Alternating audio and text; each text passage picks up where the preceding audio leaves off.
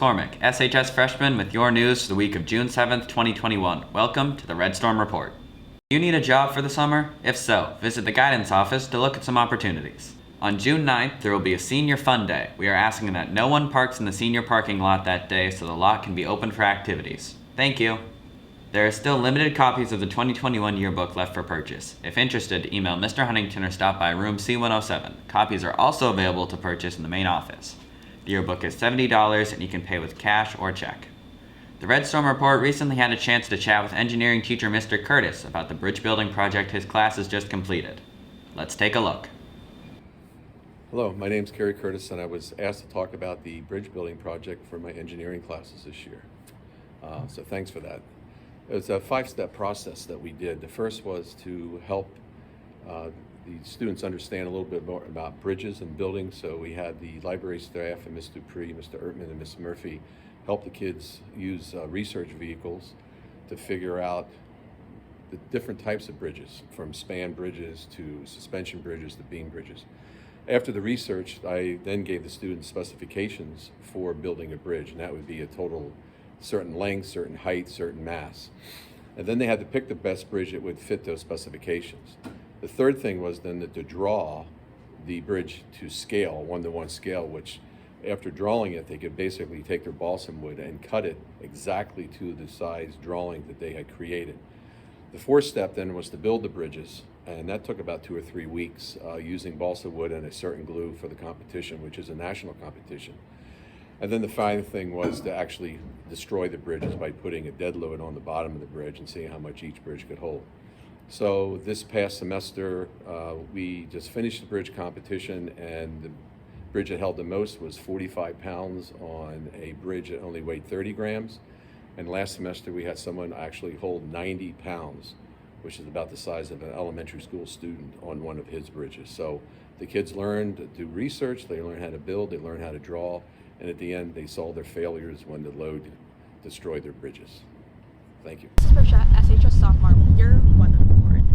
So on Monday, we have sunny with a high of 86. Tuesday, we have partly cloudy with a high of 84. Wednesday, we have a 40% chance of thunderstorm with a high of 77. Thursday, we have partly cloudy with a high of 72.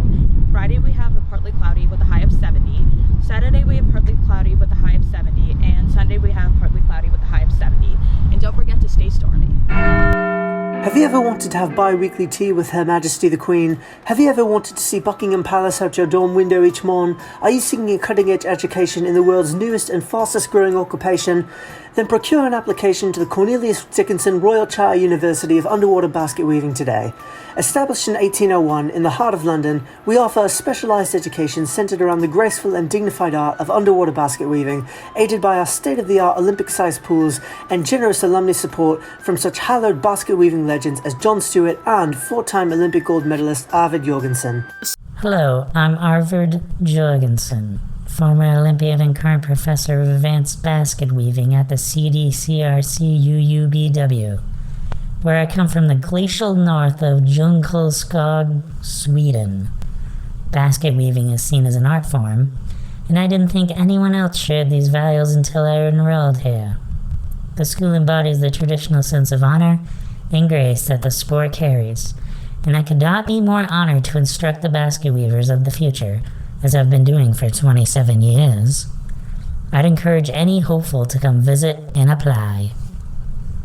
The Cornelius Dickinson Royal Charter University of Underwater Basket Weaving, boldly going where no Royal Charter University has gone before.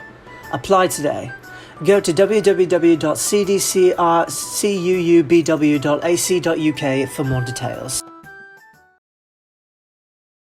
In Scarborough sports news, the boys baseball team fell to Thornton Academy 3-1 on Wednesday and finished their season 14-2, with both losses coming to the Golden Trojans. Their playoffs begin against Portland on Tuesday. The girls' softball team will take on Falmouth in their first-round match on Monday. Be sure to support your Red Storm in the playoffs. The Celtics were disposed of by the Nets in the clinching Game 5 on Sunday, and longtime general manager Danny Ainge promptly retired, causing a domino effect that currently has the C's searching for a new head coach. The Red Sox salvaged Game 4 of their Houston Astros series to avoid being swept, but still sit at 33-23, 2 games back of the AL East leading Tampa Bay Rays.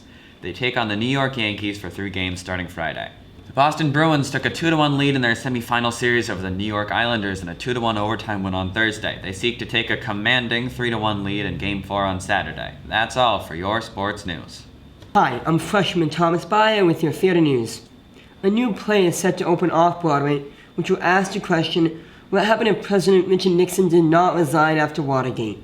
In other news, Winnie the Pooh the musical will open this fall off-Broadway. Hi, this is Prisha, and these are the new music releases. Olivia Rodrigo's Sour album, Billie Eilish's new single Lost Cause, You Love You by Black Bear featuring Tate McRae, and Pink's new album, All I Know So Far Set List. For watching the Red Storm Report, and don't forget to stay stormy.